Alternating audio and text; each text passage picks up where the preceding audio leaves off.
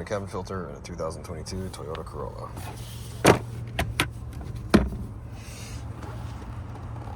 First thing we're going to do is disconnect this damper right here. And we're going to lower the glove box down, push this in like that. We're going to take this guy off. Actually, push this one in. We're going to take this off. This comes off like that. A little violent, sorry. Doing it with one hand. Take this door off. Get this towards you guys. Over here, pull this out. Filter it out. Get you a new one. So this one's not labeled with airflow direction. Actually, it's labeled right here. Airflow. This is down. Okay, so the airflow is down on this car.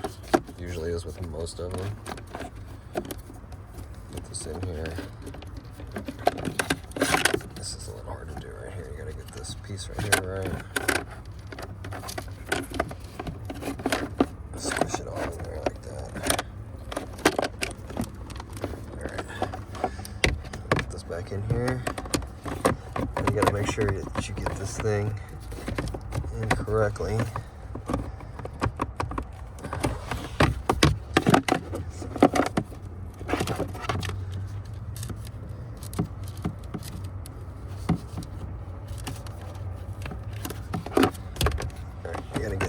Push it.